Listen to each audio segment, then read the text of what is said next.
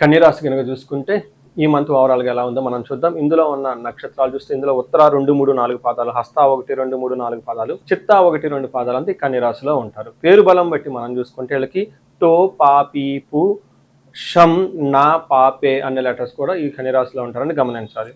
మనం ముందుగా చెప్పుకునే విధంగా 4 గ్రహాలు ఇందులో మారటంతో ఈ రాశి వాళ్ళకి ఓవరాల్గా ఎలా ఉందో మనం చూద్దాం. అందులో లఘు గోచారం, సూక్ష్మ గోచారం అన్న కాన్సెప్ట్ ప్రకారం మనం చూస్తే వీళ్ళకి ఫస్ట్ 15 రోజు కొంచెం శారీరకంగా ఇబ్బందులు వచ్చే విధంగా ఉంటుంది. అంటే బాడీలో హీట్ అవ్వటము, కొంచెం టైర్డ్నెస్గా ఉంటుంది. 15 డేస్ తర్వాత మీ చుట్టూ ఉన్న వాతావరణం ద్వేషపూరితంగా ఉంటుంది. మిమ్మల్ని కొంచెం ఇబ్బంది పెట్టాలని జనాలు ఎక్కువ ఉంటారు. తర్వాత కుజుడు మీకు కొంచెం ఇబ్బంది పెట్టే పొజిషన్లో ఉన్నాడు. అంటే పనిలో ఆటంకాలు కలిగిస్తూ ఉంటాడు. కొన్నిసార్లు అనుకున్న పనులు ఆగిపోయే అవకాశం ఎక్కువ ఉంటుంది. దీనితో పాటుగా మీకు విఘ్నాలు కలుగుతూ, ఆటంకాలు కలుగుతూ గొడవలు అయ్యే అవకాశం ఉంది. అంటే ఒక రకంగా చెప్పాలంటే కన్యరాశి వాళ్ళకి కొంచెం జాగ్రత్తగా ఉండవలసిన మంత్.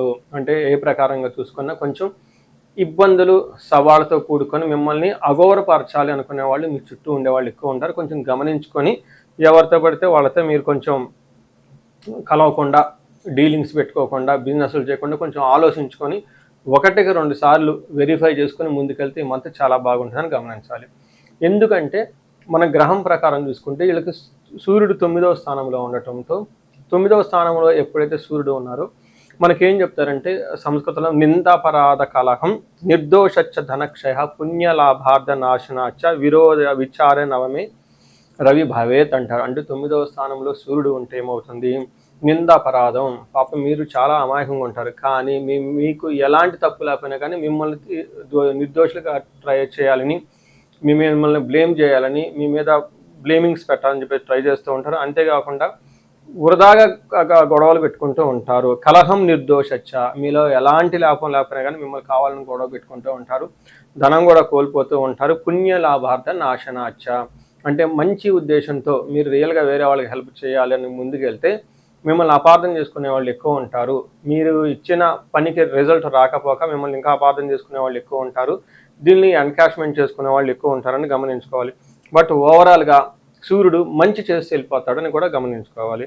అదేవిధంగా కుజుడు వీళ్ళకి 8th హౌస్లో ఉండటం మిక్స్డ్ రిజల్ట్ వస్తుంది అని చెప్పుకోవాలి. మిక్స్డ్ రిజల్ట్ అంటే గ్రహం 8వ స్థానంలో ఉండటం బట్టి ఏమవుతుంది అంటే ప్రవాస కార్యహాని సాత్ కసారోగ పీడనం స్థాననాశనురచ్ఛేద అస్తమస్థిత్ భవేత్ రవి అంటారు. అస్తమస్థిత్ భవేత్ ధారాసుతే అంటారు. ధారాసుతుడు అంటే కుజుడు వీళ్ళకి 8వ ఇంట్లో ఉండటం ఏమవుతుంది, ప్రవాస కార్యహాని సాత్, అంటే ఉన్న ప్రదేశం నుంచి దూర ప్రయాణాలు చేసే అవకాశం ఎక్కువగా ఉంటుంది.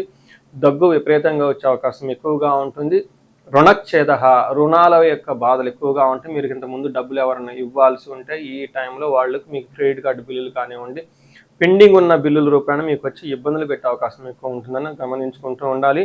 దానితో పాటు స్థాననాశ, మీకు ఉన్న పదవి కానీ లేదంటే జాబులో కానీ విపరీతమైన ఇబ్బందులు వచ్చేసి మీకు డౌన్ గ్రేడ్ అయ్యే అవకాశం ఉంటుంది. మీ పెర్ఫార్మెన్స్ని గమనించాలి. సో అయితే కుజుడు మళ్ళీ మిక్స్డ్ రిజల్ట్స్ ఇస్తూ ఉన్నారు. వీళ్ళు ధనాన్ని, సక్సెస్ని తీసుకొని వస్తూ కూడా ఉన్నారు.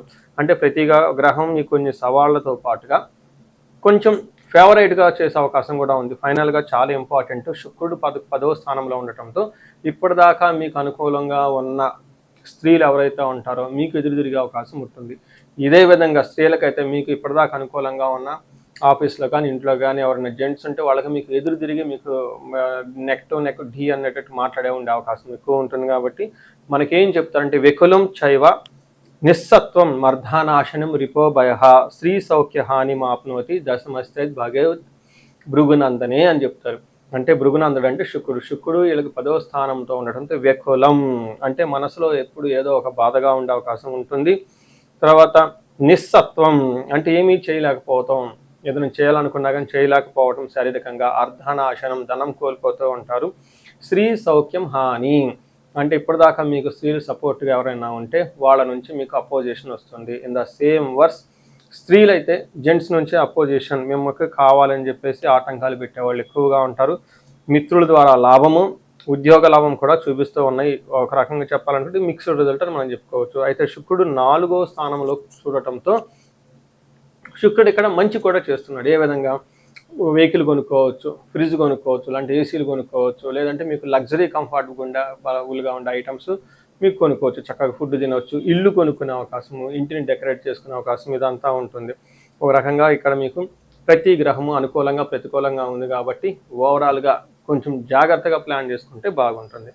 మనం ప్రతిసారి చెప్పుకునే విధంగా నక్షత్రం ప్రకారం కూడా ఒక్కొక్క నక్షత్రానికి ఏముంటుందో మనం తెలుసుకోవచ్చు. దాన్ని అంగగోచారం అంటారు. ఈ అంగగోచారం ప్రకారం ప్రతి నక్షత్రము ఒక్కొక్క రాశి మీద ఉండటంతో ఒక్కొక్క రాశిలో ఉన్న నక్షత్రము ఒక్కొక్క గ్రహం ఒక్కో నక్షత్రం మీద ఉండటంతో ఎలాంటి రిజల్ట్ ఉంటుందో కూడా మనం తెలుసుకోవచ్చు. ఇందులో భాగంగా ఉత్తర పాల్గొని నక్షత్రం వాళ్ళకి చూస్తే వస్త్రలాభము, రాజ్యము, లాభము చూపిస్తుంటుంది.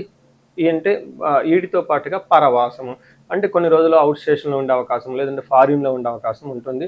తర్వాత వీళ్ళకి ఛాలెంజెస్ దరిద్రము, దేహపీడనం, కొంచెం హెల్త్ కాంప్లికేషన్స్ ఉంటుంది, ధనానికి ఇబ్బంది పడుతూ కూడా ఉంటారు. హస్తా నక్షత్రం వాళ్ళు చూస్తే వాళ్ళకి రాజ్య లాభము, అంటే వీళ్ళకి ప్రమోషన్స్ వచ్చే అవకాశం ఎక్కువగా ఉంటుంది, లాభప్రదంగా ఉంటుంది. అయితే వీళ్ళకి ధనము, దరిద్రహీనతం రెండు చూపించంటే ఒక పక్క ధనం హీనత, అంటే ధనం లేకపోవటము, టయానికి కావాల్సిన ధనం కూడా అందకుండా ఉండే అవకాశం ఉంటుంది. చిత్తా నక్షత్రం వాళ్ళు గమనించుకుంటే వీళ్ళకి రాజ్యలాభము, వస్త్రలాభము చూపిస్తుంది. అంటే ఒక పక్కన వీళ్ళకి పదవి ప్రమాణం లేదంటే ప్రమోషన్స్ వచ్చే అవకాశం ఎక్కువగా ఉంటుంది, వస్త్రలాభం చూపిస్తుంది, షాపింగ్స్ అవన్నీ చక్కగా చేసుకుంటారు. వీరికి కూడాను ధనహీనత, దరిద్రము రెండు చూపిస్తూ ఉంటుంది.